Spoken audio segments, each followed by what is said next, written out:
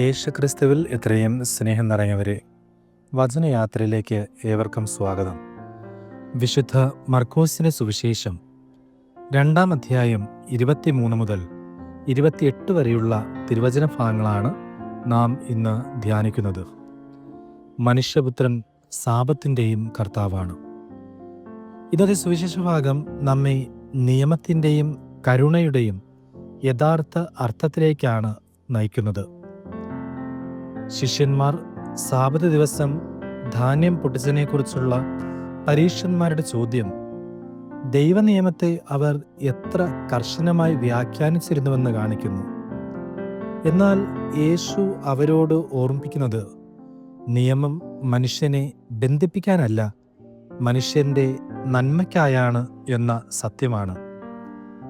ദാവീദ് വിശന്നപ്പോൾ ദേവാലയത്തിൽ നിന്ന് അപ്പം എടുത്തു കഴിച്ചതിൻ്റെ ഉദാഹരണം യേശു ഇവിടെ പറയുന്നുണ്ട്. ഇവിടെ ദൈവം മനുഷ്യൻ്റെ ജീവനും ആവശ്യങ്ങളും നിയമത്തേക്കാൾ മേലായി കാണുന്നുവെന്ന് വ്യക്തമാക്കുന്നു. വിശപ്പ്, വേദന, ദുഃഖം ഇവയൊന്നും നിയമത്തിൻ്റെ പേരിൽ അവഗണിക്കപ്പെടരുത്. സാബത്ത് മനുഷ്യന് വേണ്ടിയാണ് ഉണ്ടായത്, മനുഷ്യൻ സാബത്തിനു വേണ്ടിയല്ല എന്ന യേശുവിൻ്റെ വാക്കുകൾ നമ്മുടെ വിശ്വാസ ജീവിതത്തിന് അടിസ്ഥാനം നൽകുന്നു. നമ്മുടെ ജീവിതത്തിലും ചിലപ്പോൾ നാം നിയമങ്ങളിലും ആചാരങ്ങളിലും കുടുങ്ങിപ്പോകുന്നവരാകുന്നു.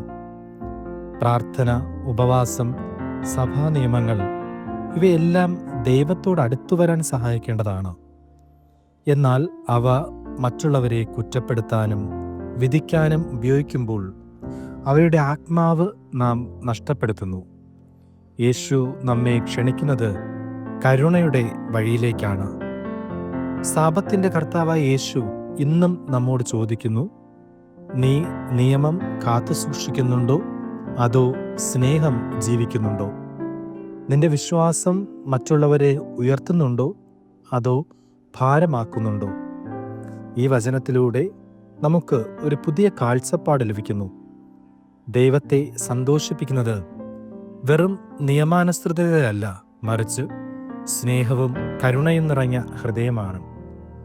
മനുഷ്യനെ സുഖപ്പെടുത്തുന്ന, ആശ്വസിപ്പിക്കുന്ന, ഉയർത്തുന്ന പ്രവൃത്തികളിലാണ് ദൈവരാജ്യം വെളിപ്പെടുന്നത്. ഇന്ന് മനുഷ്യരുടെ ജീവിതത്തിൽ നന്മയും സ്നേഹവും കരുണയുമൊക്കെ ഇല്ലാതാകുമ്പോൾ ആ കൂട്ടായ്മ തന്നെ നാശത്തിലേക്ക് ഉടലെടുക്കുകയാണ്. അവർ നിയമങ്ങളെയൊക്കെ ചൂണ്ടിക്കാണിക്കുവാൻ ശ്രമിക്കുന്നു.